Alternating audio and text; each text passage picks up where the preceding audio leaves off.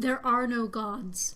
There is only the subject and the object, the actor and the acted upon. Those with the will to earn dominance over others gain title, not by nature, but by deed. Excerpt from the Codex entry Geldauran's Claim. Hi guys, and welcome to another theory video.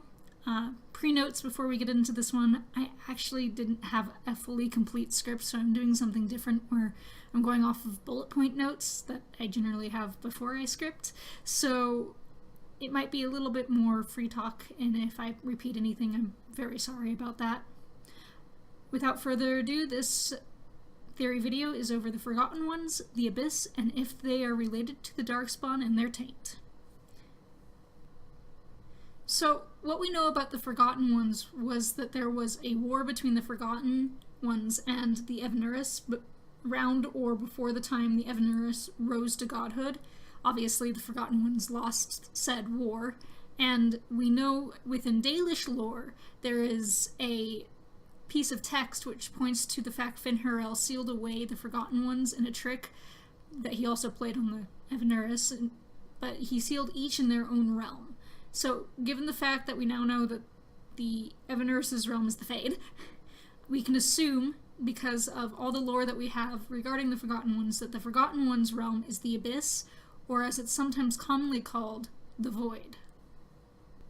With the Abyss, or the Void if you would rather call it, we know it is a place of great taint, and we know this from the lore around Andruil, and how Andruil ended up bringing plague to her lands after so many times of entering the Void, or Abyss, and eventually had to be stopped by Mythal in order to restore her lands back to the way that they had been before.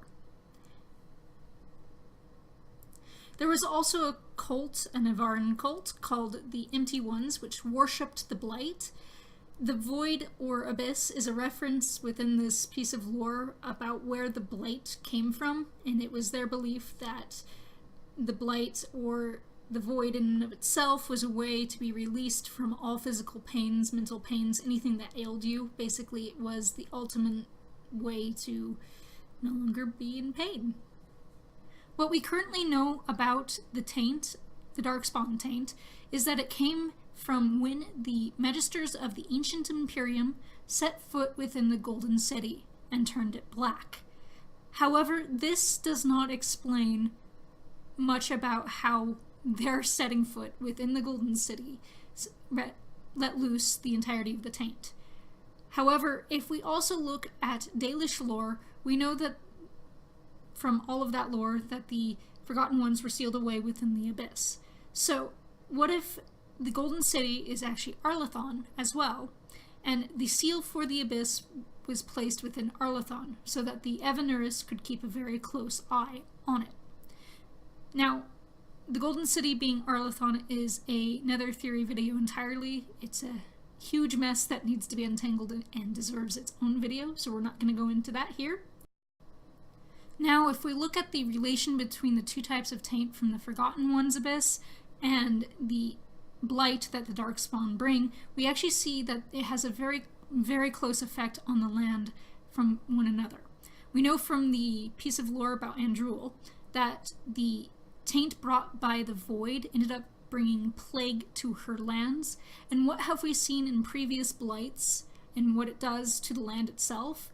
Well, we know for a fact that some parts of the land left over from the fourth Blight ended up being so badly tainted that even to this day after the fifth Blight, you cannot grow crop there. It is just so badly devastated from the fourth Blight that the after effects mean the land itself is no longer able to support life.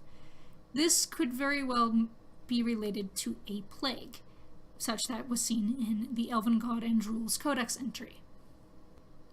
Now that we can see a relation between the two types of taint, or plague, or blight, or whatever you want to call it there, we can look at the differences between the Magisters who first set foot within the Golden City and the Forgotten Ones, and how they could relate to one another.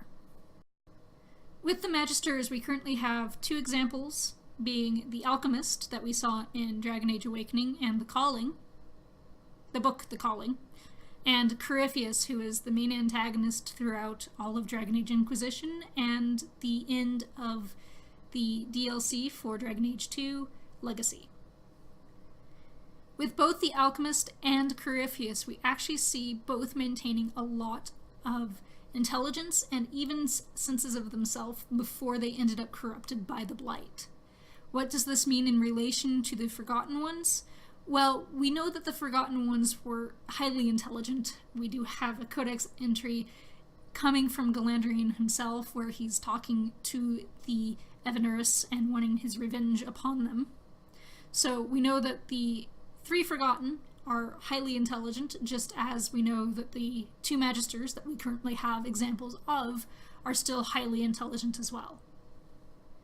However, we don't know if Geldauran and the other Forgotten were just tainted Elven, or if they were actually born from the Abyss itself. It seems like within all the lore that we have regarding the 3 of them, they are far more connected to the Abyss and the Blight itself than even the Magisters that entered the Golden City and were tainted by it and still maintained a sense of self.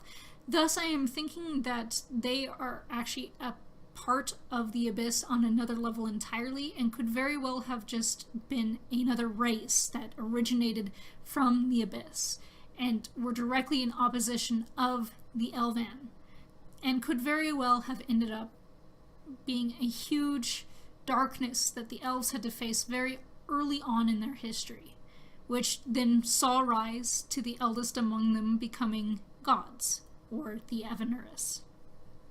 With this thought path, we can also take a look at it that there were 2 realms back during the time of Elvenon, being Elvenon, or the land that came before Elvenon even, and the Abyss, where the Forgotten Ones ended up breaking through whatever barrier, if there even was a barrier, between those 2 realms and conquering the land and bringing forth the taint upon the Elven. Or it could even be that the Abyss was originally part of the world, because it is also referenced in other pieces of Elven lore where it is part of the world, and they just brought upward the taint of the Darklands, which is basically all that the Abyss is a very dark, blighted land, and ended up conquering the Elven that way. Either way, they probably ended up conquering the Elven at one point, which brought rise the Evanurus, as I've said. So, that is one way to look at how the 3 Forgotten are.